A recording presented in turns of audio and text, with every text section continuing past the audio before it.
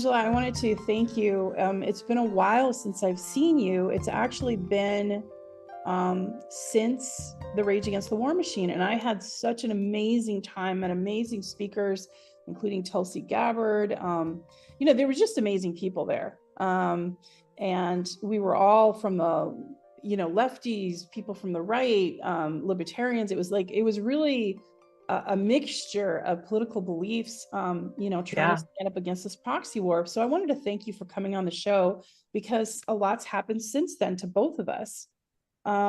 So your tweet caught my attention on X when you talked about the FBI contacting you. So could you, tell our audience who doesn't know a little bit about what happened and a little bit about who you are in the organization and what this meant? Sure. So I chair the National Libertarian Party. I'm essentially like the chairman of the board and the CEO. The election season is upon us, right? Our national nominating convention is at the end of May. Yeah. It's been circulating on social media lately, the FBI doing just crazy stuff like going to people's homes and questioning them about their anti-government or anti-Joe Biden posts. Right. So late last week, the FBI just straight up called the secretary of our national party, Karen Ann Harlos, and wanted to talk to her, about our social media accounts. And she, like the good libertarian she was like, "Ugh, I'm not talking to you. This is our attorney's name. You go look them up and talk to them." Yeah. Well, they did. So then they called our attorney, and he called me. Okay. And the first thing we thought are we being like trolled, catfished? Is this someone someone in India or Nigeria is trying to get our credit card information or our login? So he hangs up, and then he calls the field office just to see, and they patch him right through to the person that he was on the phone with, and we're like, okay, well, it's real. It does sound pretty ridiculous, though, right? This is the FBI, and we're calling to talk about your social media.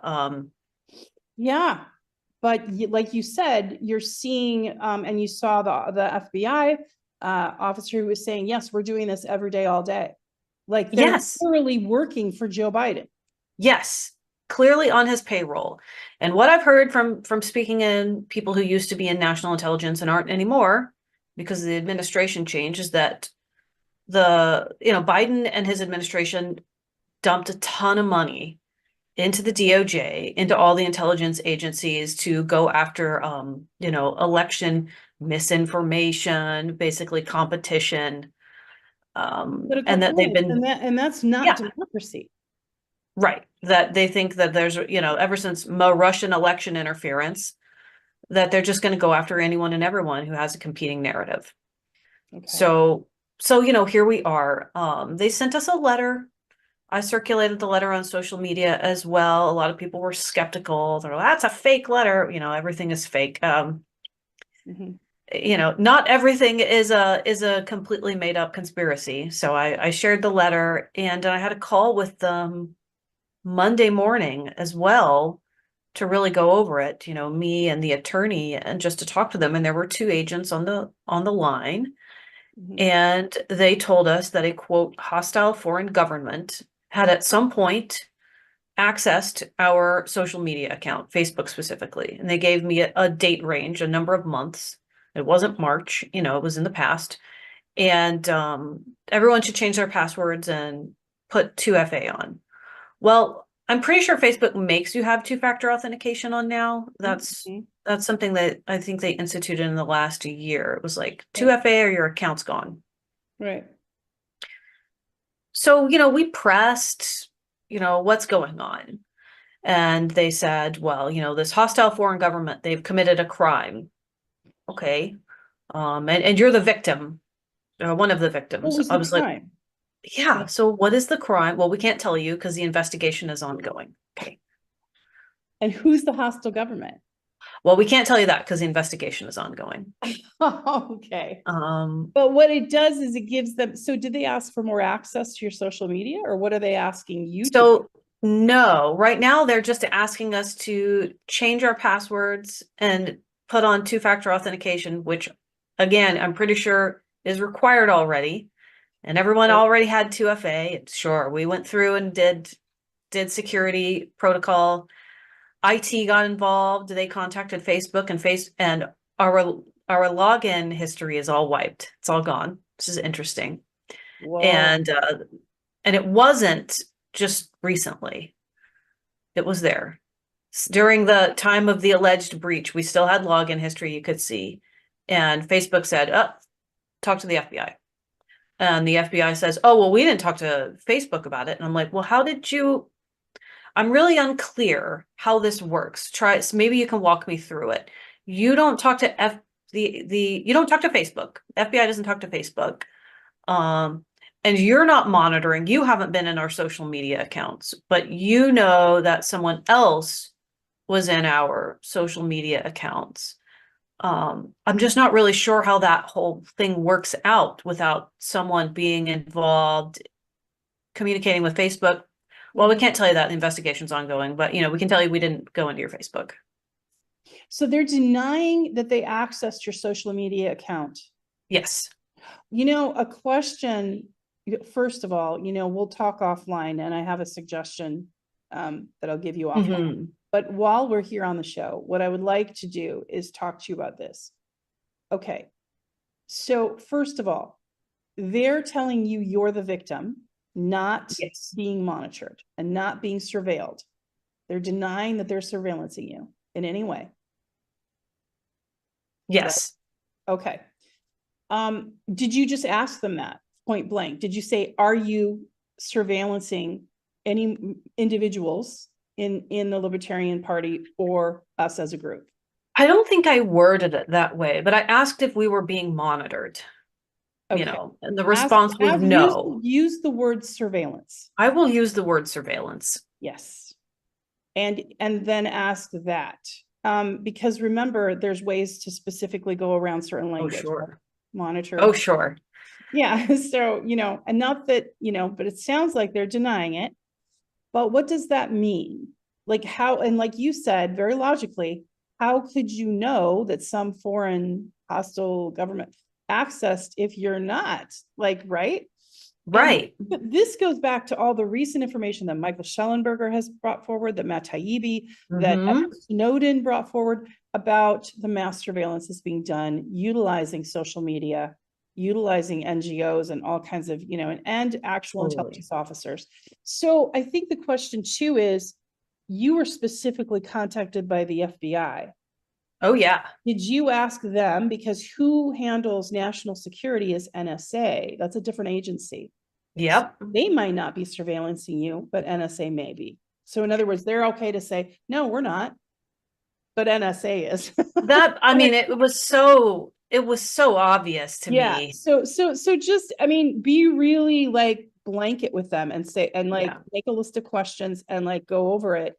And then I have someone who's an expert in this field who can help you.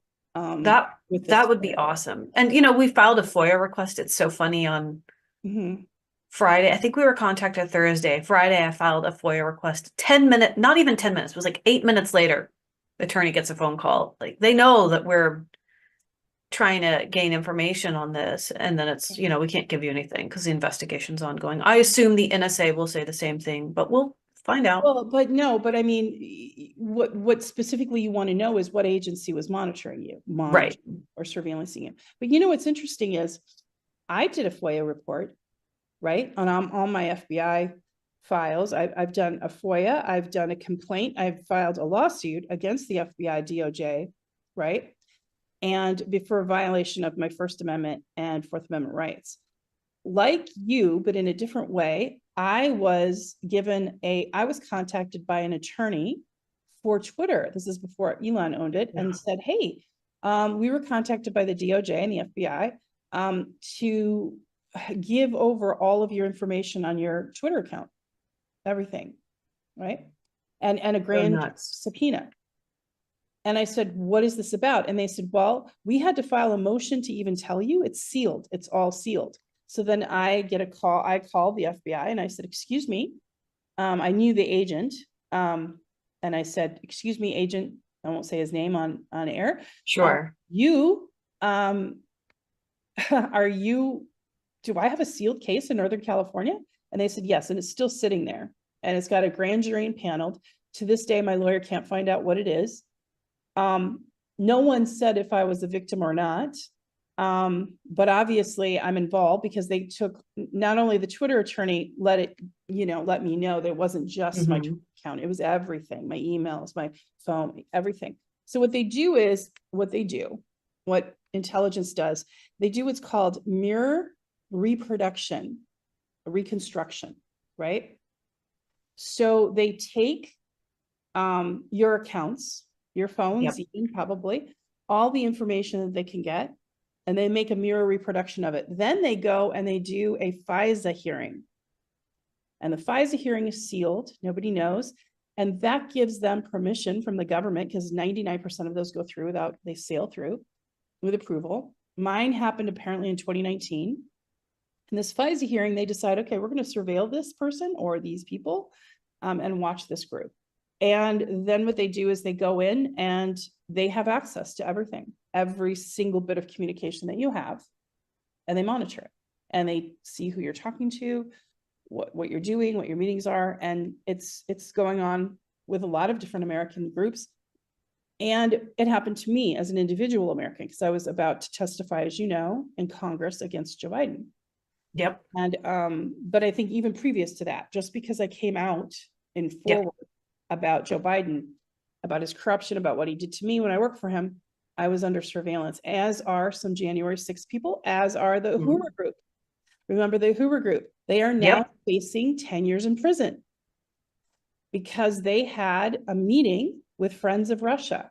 They didn't receive money. They have no ties to Russia. They're African-American socialists that, the activist has been an activist for 50 years. He's 80 years old. Yep. Chairman Amali. And they had their passports taken away by the US government, and they are now facing up to 10 years in prison. It's so wild how Hunter Biden can just do whatever he wants, and you've got this little old man activist going to prison. Right. And so back to your case, you're a group. Now you're quite different than the Hoover group. They're a socialist Black revolutionary group, right? But anti-war. And what their crime was if you read their indictment, it says they were sowing discord because they were speaking out against the war in Ukraine. They were speaking out against the US using Ukraine as a proxy to go to attack Russia. So my concern for you when I saw this tweet immediately was your organization organized the Rage Against the War Machine.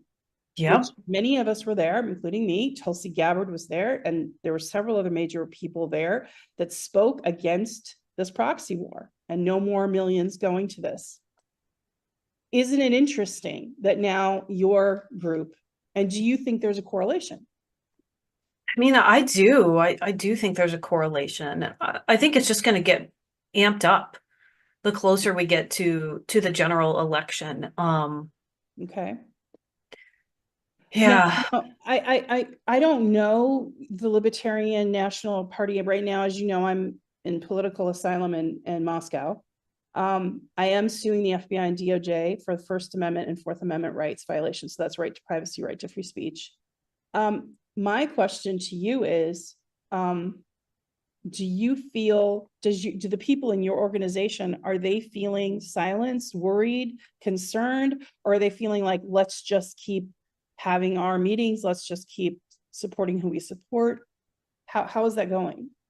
I mean, it's a mixed bag, like in 2022 at the National Convention, we took over from like the regime libertarians, the Beltway libertarians, the people who like didn't speak out against lockdowns and mandates, people who just want to be like centristy and toe the line. And the Mises Caucus and the people who generally aligned with us were like, we want to be bold and unapologetic. We are not here to pay lip service to the federal government, say nice things about it. We're going to call it out. And Maj Touré, who is an activist with the organization Black Guns Matter, came and did a talk, and he said it was very sobering talk, a little bit of a buzzkill, but very like so timely. And I'm so glad he gave a talk. He was like, "You're not all going to make it. Like, you're not all cut out for this. Some of Mhm. you are going to drop out. You're going to be pressured. It's going to be too much. Mhm. So think about it. And, you know, the sentiment in the party is split. There are people who are like, I don't want to deal with this FBI stuff. I'm out. And then Yep. there are some of us who are just like ride or die. We're like, you know what? I signed up for this. I assume responsibility. I'm going to fight it. Um, Mhm. and I think it remains to be seen how it's going to shake out, but I'm really trying to motivate people and say, you know what, like the way to fight this is to go public with it, talk about it, make sure everybody knows what's going on so that you gain a little bit of, you know, like public sympathy Mhm. and immunity from, you know, having them do the same thing to you that they've done to Donald Trump. You got to get out right in front of it. Mhm. So I think we'll see, you know, what happens and how the membership feels, but some people definitely feel threatened. You know, and I certainly feel threatened, but I'm just going to move forward because I think it's the right thing to do. Well, by moving forward, the Libertarian Party has been moving forward with anti-war, right? You've Yes. been very like keen on that. And one thing that's happened since we've seen each other in last year is, of course, what's happening in Gaza. And, you know, yesterday you just had Israel violate two, the Geneva Convention and another convention, two Yep. treaties at once. And when they bombed an embassy, like Totally. yeah, and then killed foreign aid workers, two of which were American and Irish and British, and they were, you know, and so here we are in this moment, just it's escalating, right? And so now you have a response possibly coming from Iran because of the bombing of the consulate in Syria. So you have, because it was their leaders that were killed and Yep. targeted, and it was revealed that the drones that targeted these aid workers, it wasn't just one strike, it was three strikes. Like when they were trying to escape, the drone chased them and killed them and made sure So every single one was dead. It's horrific. And that's the world we're living in right now. And even a year ago, I don't think we could have seen the mass just carnage that's just unfolded over under the Biden administration. So I wanted to get your take on actions that the Libertarian organization is going to take. How do you feel about the upcoming election? Is it just useless? Is it a duopoly? Is there hope? I mean, I you think there is hope. RFK, but RFK is like full on in for Israel, and they're Yeah. obviously part of the military industrial complex. Yeah. And I think there is hope. I there's think that we have a real opportunity to move the needle on this and to say, okay. like, you've got to be good on this issue. To really bring it to the forefront of the public and to make candidates change their position, at least talk differently about it. And it's impossible to hold a politician to their promise, right? Right. But You can't. you Yeah. can tank their ratings and you can threaten not to elect them and you can make them sweat. And that's what I want to do. I want to influence cabinet picks. I want to influence talking points. I want to normalize peace in the eyes of the American people. I want to normalize removing foreign aid from Israel. All these people who talk about how there can never be peace in the Middle East, I think we would see a very different scenario if the United States just pulled all of their money out of Israel. Watch people come to the negotiating table so fast if we were not backing them up. Yeah, but they're giving 12 billion to them next week, and they're giving Yeah, 62 so billion to gross. Ukraine next week. And you know what's interesting is Mike Johnson, who was all about America first and saying no, this money's got to stay. He went all in, and they're sending 62, and the only Yeah. one that's holding him to account is Marjorie Taylor Greene. But she can't do that by herself. Even No, Marjorie Taylor Greene. I think Thomas Massey was good on it too. yeah, yeah, Just the and two of them. Matt Matt Gaetz was Gaetz. kind of, but he's like, well, we got to get behind Johnson. But like, what's Johnson doing? He's doing the same thing that McCarthy did. We do So not. Yeah, we do not need to get behind Johnson. no. We do not. He's not even doing good. He's not following through on his promise to split up all the omnibus bills. He's not delivering on the things that the Republicans wanted. It's We pathetic, need, frankly. yeah, they need to feel pain. Yeah. People who are elected need to feel pain. Trump supporters need to feel like they're afraid that Biden's going to get reelected. Biden supporters need to feel afraid, like they have got to pressure their own base to do better. And I do wonder, you know, I do wonder if any of this would have gone down if Donald Trump had been reelected. I don't think so, because I don't Donald, think so and either. I mean, I wasn't a Trump fan, as you know, I didn't vote for anyone. But I will say this, we didn't come to the brink of World War III, and we didn't see this kind of carnage under Trump. We just didn't. Right. He did still do some aggressive things that I didn't particularly like, but including, and some of his The rhetoric. Soleimani thing. Yeah. Yeah, Syria.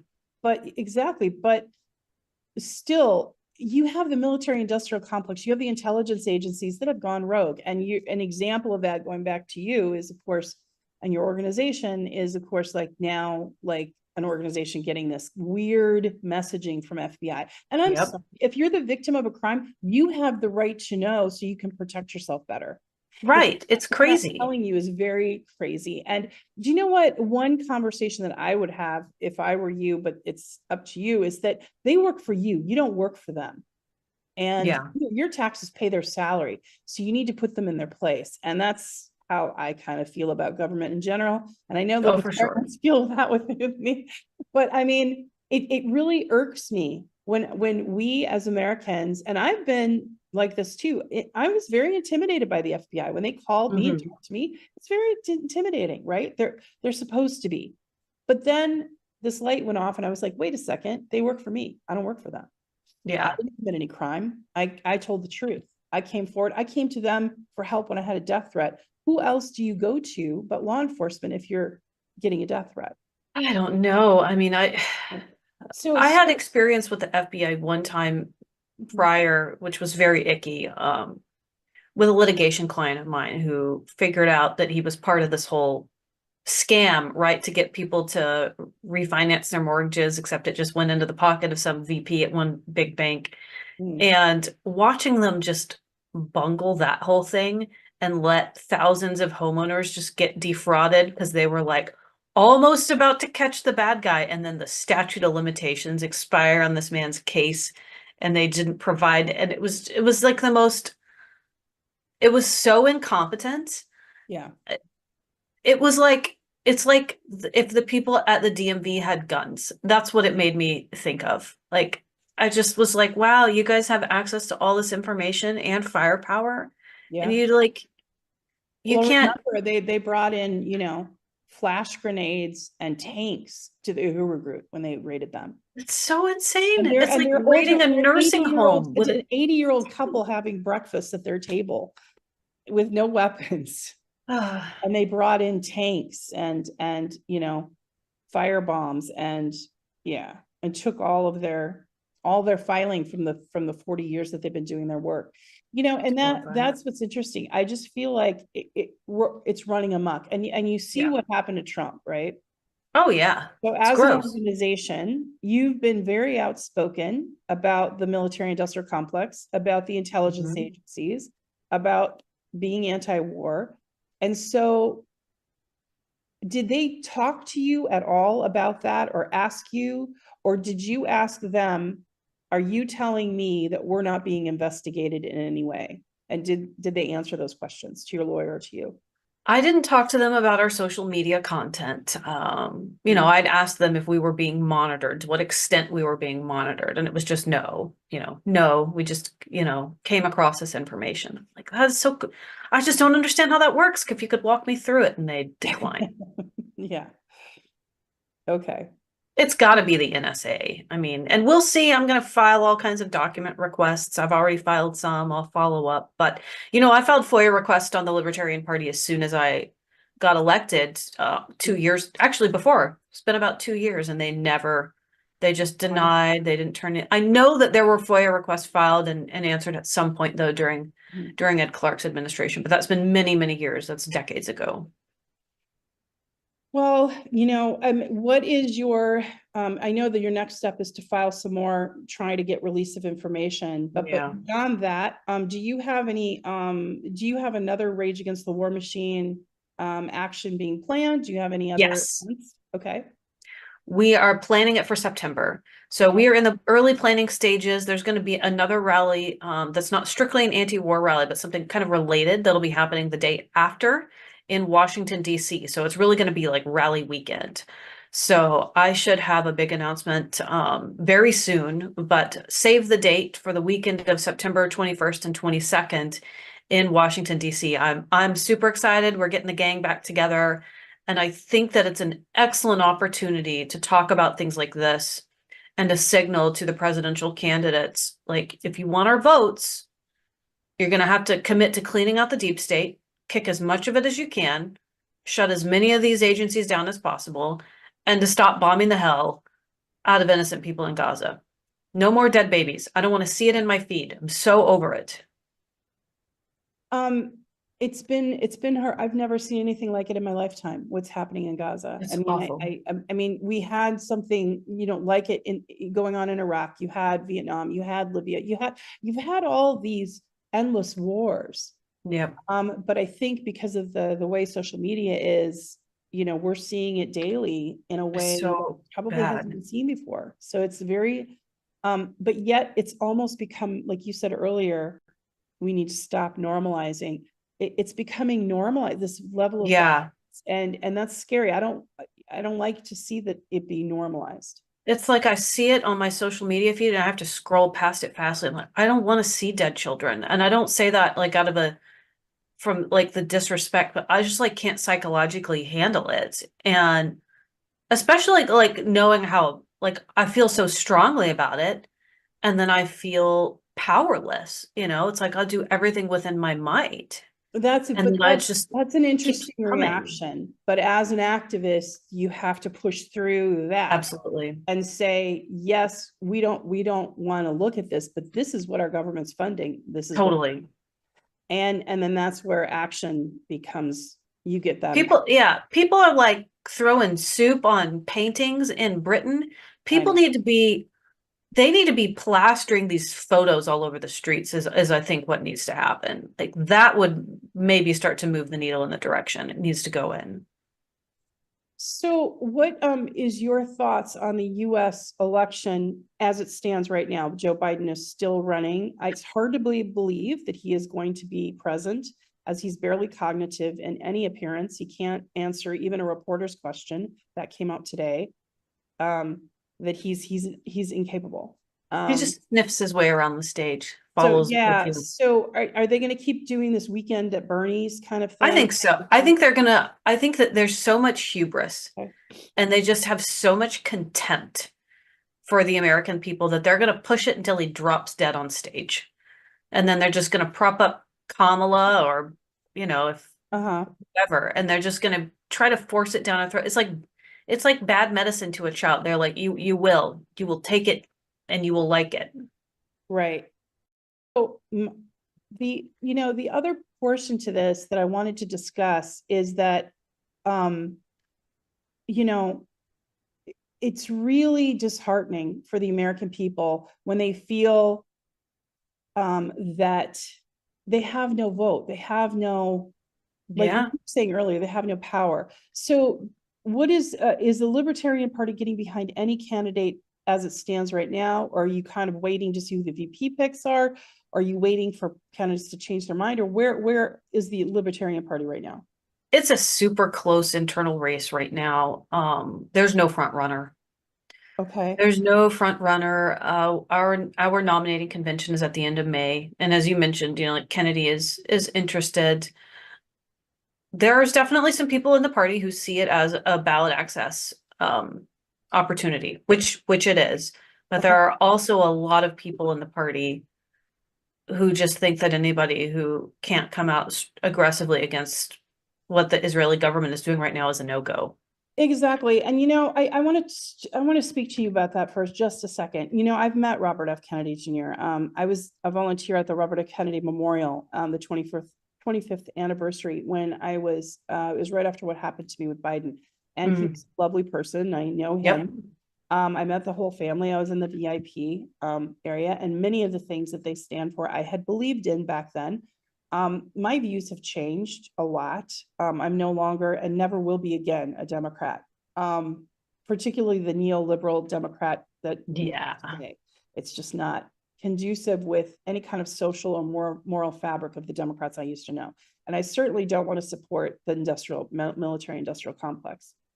But Robert F. Kennedy, his position on his embracing Shmuley, who is a pig. I'm sorry, the man is a pig. His tweets are his Zionist tweets are the grossest I've ever seen, and most racist and most disgusting. And the sexual content, it's disgusting. And he's weird and bizarre. RFK's campaign. I think what it is that Mossad is a very strong. Mossad is probably one of the best intelligence agencies in the world. Yeah. Even above CIA and MI5, MI6. They work in collaboration a lot of times, but they have technological abilities that are amazing. And I think RFK is compromised. And frankly, the fact that his daughter-in-law, who's former CIA, and I don't know if you read her memoir, but I did, she's still locked in with that agency. I don't believe him anymore. He says he wants to get rid of CIA. He says he wants to, do all that, but yet he's down for Israel and AIPAC money. And by the way, millions of dollars went to Biden's campaign from AIPAC. I mean, it's millions over the years. But, and we have a lot of politicians owned by that. So I can't get my head around RFK. What is your thoughts on that? Let me think I think that the man has had a sincere political awakening since 2020. And I think he's still on the way to wherever he's going, psychologically, ideologically. And so it's hard to run a race. Yeah, it's hard to run a race when you're not finished arriving somewhere. Right. And I think that you're probably right about the agencies. I think they've taken a great interest in his race. Mm-hmm. And yeah, the Israeli government is, I'm not down with it. He's super sweet. I don't get to decide who our nominee is going to be. No, but your organization could get behind someone. Yes, that's what I'm asking. But you got to get all the delegates. You got to get 51% minimum of 1,000 plus delegates who got behind the Rage Against the War Machine rally and who are very passionate anti-war activists to do a 180 and say it'll be okay for 4 years. And Tulsi too, because I met Tulsi. I liked Tulsi. I respected her. I respected her so much. And then again, Israel. And it's like, what happened to your anti-war stance? I don't get it. There's a genocide happening, and no one's even mincing words anymore. The rest of the world, which is 3/4 of the rest of the world, is calling it a genocide. So it's not even a question. Remember, there was a whole debate about that. And now the amount of people that are dead, 70% of which are women and children, civilians, what else do you call it? What other word? You go to thesaurus.com and you type in genocide and you call it okay. I don't know, and so Tulsi disappoints me, but I know that there's an aspect of that and her ties to India. So I'd love to hear her rationale now, especially after the last few days events and the military industrial complex. How does she talks about that, but yet she's embracing it with this? I don't get it. I think that it's challenging. It's more challenging, I think, for people who are part of the institution to break completely free of it. And so the most generous interpretation I can give, and I try to be very generous, because I'm a public facing figure and people get upset with me when I just start slicing people down, is they haven't fully arrived. And we get so excited, those of us who we're not part of it, we get so excited when we see someone leave the institution of the Democratic Party or their, reverence for the federal government. But sometimes it's a journey, and it's like, how do you not see it? And they just genuinely don't. I get you on that. But when you're electing them to office, you need to hold them accountable. And that's the thing. Once they get in there and they have the power, they can just blow you off. And that happens again and again and again. Yeah. Right. And I try to think about we can't risk it this time. Yeah. I try to think about, the opportunity I have from my position of influence to influence, this is what people want to hear. This is what we're looking at. This is what we see every day. This is what we're upset about. Scroll through and see it, read it, have this emotional experience for a few minutes. And so I do that, that's an opportunity I have. And so I'm trying to take that opportunity. But, there are a lot of libertarian candidates running who are 100% no on the United States giving money to Israel. Just $0, cut it immediately, one and done. So there are a lot of voices competing, to get the word out on that. No, I don't think they're going to get elected to be the next president of the United States, but they can help move the needle in the right direction, I think, and that's really important. So who are the libertarian candidates that are going to be running for office? You've got Michael Rechtenwald, who is actually a former Marxist who experienced cancel culture very savagely in about 2018 when things were really woke and crazy. And he's become a bona fide libertarian. He's very, very passionate on anti-war being a strong position of his. No foreign aid to Israel. Like he's tried and true, dyed in the wool. Mike Termott, who's also been very active in the anti-war movement. He's a former police officer. He's an interesting guy. You've got Lars Mapstead and Chase Oliver, who are a little bit more culturally on the left, but still solid libertarians. Jacob Hornberger, who is an attorney who was associated with the Mises Caucus in the past. He's a hardcore anarchist, wants to get rid of the entire government. Also very anti-war. And then Josh Smith, who is also very anti-war, was a former vice chair of the National Libertarian Party. So you've got some really strong anti-war voices. The sentiment is definitely there. Interesting. Yeah. And that's good because, right now you have this movement with ballots where they're simply taking names off the ballots like they did. Oh, totally. Yeah. They're just removing the competition, or they're litigating them like they did with Trump and removing political opposition that way. Yep. So now you're dealing with the FBI and in this kind of thing. Do you feel like part of this was to scare you? Because one of the things the attorney thought was they were trying to scare me. They were trying to scare me into silence. So that could be, but and in your case, do you feel like they're trying to scare your organization or get rid of members or just kind of, Yeah, I think they're trying to scare us. I think they want to freak out our members.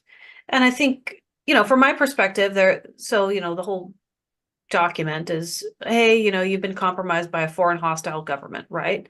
So now they have an excuse to go in and shut us down if they think we're too compromised or we can't clean up our mess. Oh, wow. It's just to shut us down. It's just that they fired a warning shot, I think, first. And certainly they were very polite on the phone. Very nice agents. Very professional and helpful. They just want to help.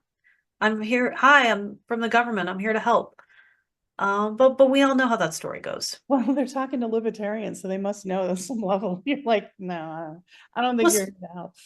Yeah, I felt like I was like it was a joke. It's like, am I being like, is there a hidden camera? Yeah, right.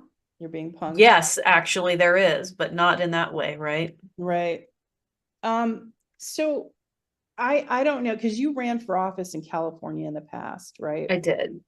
Have you ever seen this level of intimidation and mass surveillance by the agencies, or were we just not paying attention? Because I was around in politics the same time you were, and you're younger than me, but you know what I'm saying? Like we're in the same ecosystem for a while. And I feel like I just kind of woke up in 2019 to all of this. And well, it started in 2018 with social media. Okay. A ton of libertarian accounts, the Free Thought Project, candidates, a lot of really cool stuff just got wiped right off. Really?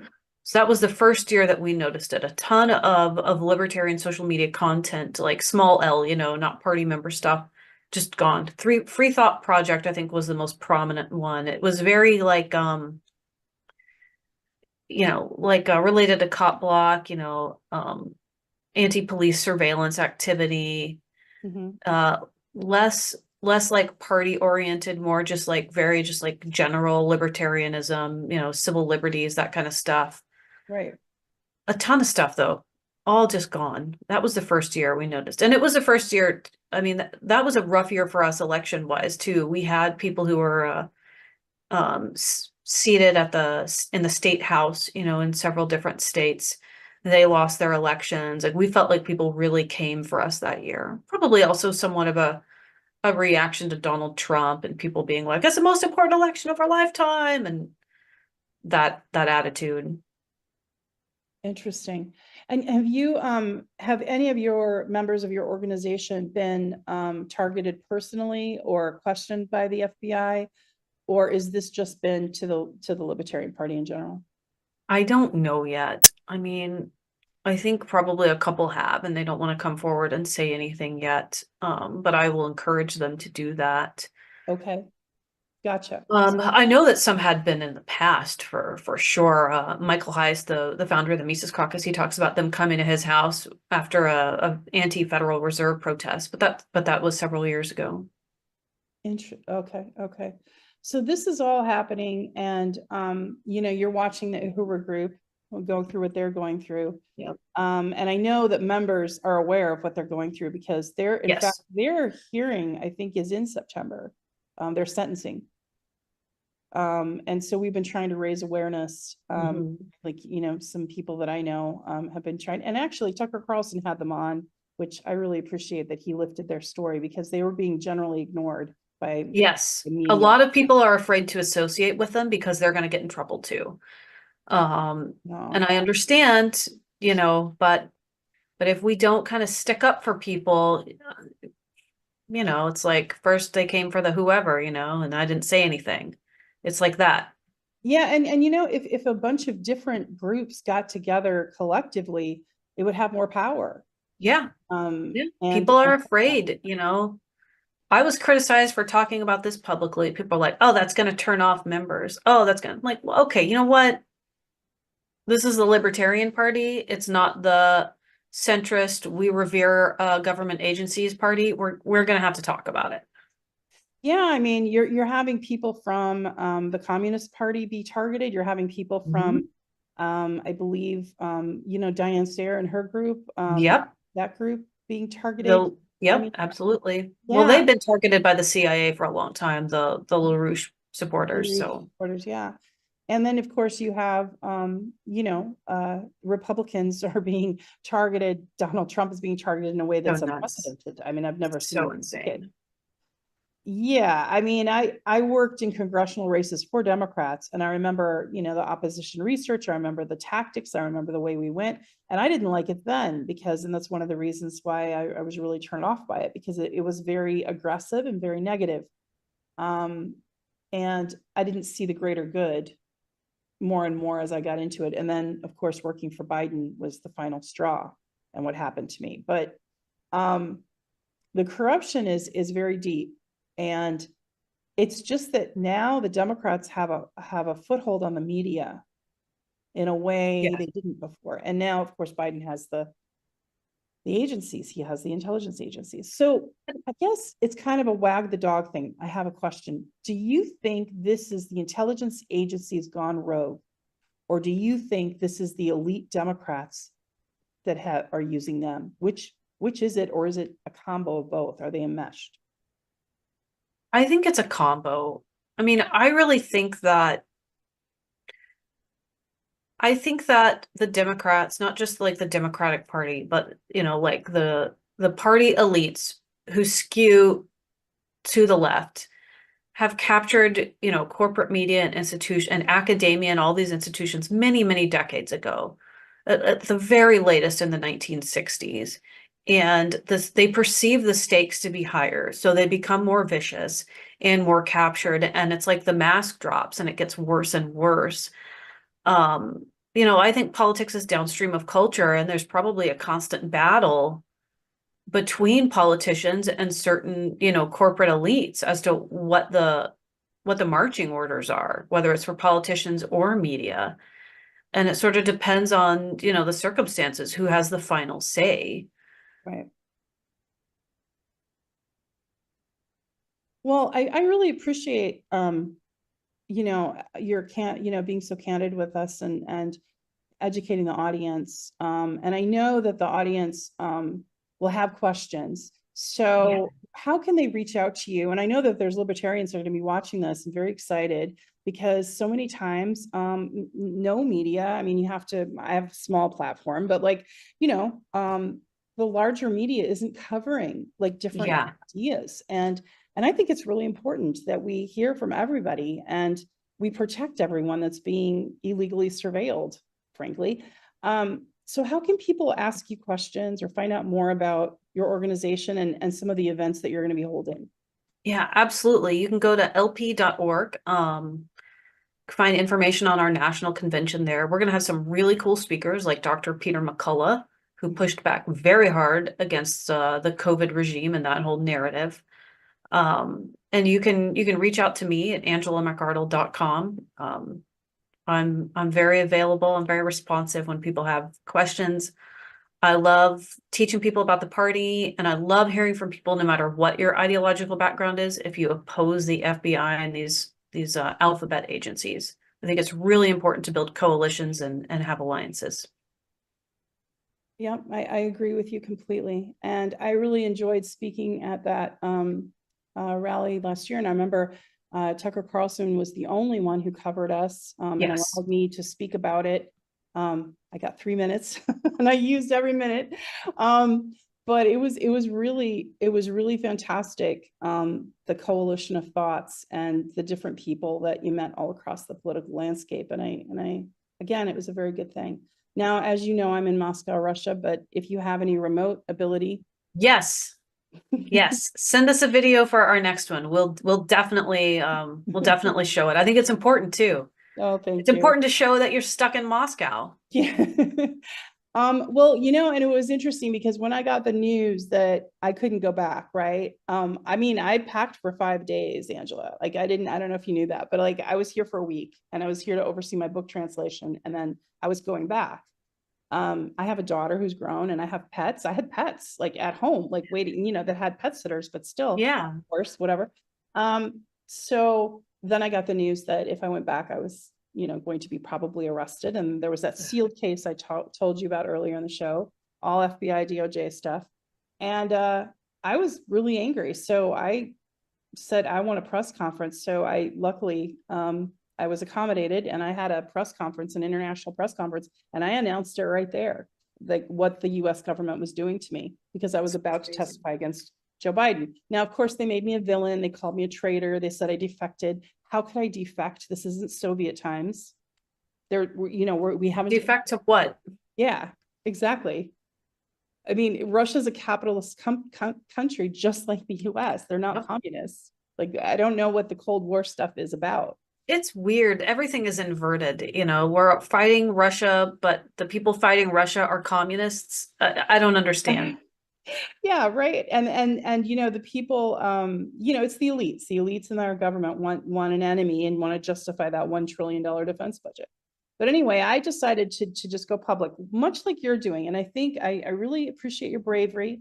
I appreciate you coming out. I hope that more than just CBS and Epoch Times have you. I hope that other, I'm going to try to lift this podcast and our conversation because I want other media outlets to lift your story and because, in my eyes, you're safer, right? As an organization, if it's visible, like what they were trying to do to her and what they're trying to do with Donald Trump with those gag orders is silence people. And I'm glad you're not going to be silenced, Angela. Thank you. Thank you so much for your support. I really appreciate it. It's like everything is just crazy right now. And so any little bit of support I get is super helpful. Okay, well, thanks for joining us. And I really appreciate your time. The Libertarian organization, all the information is available. If you look down below, we're available. This podcast is available on Rumble, YouTube. You can watch it and rewind it. Now, YouTube has been taking down my videos, but not all of them. So we'll see how long it stays up. But you can for sure find us on X, Rumble, Twitch, everywhere else. So we'll see you next time. And thank you so much. And thank you, Angela. It was wonderful talking to you.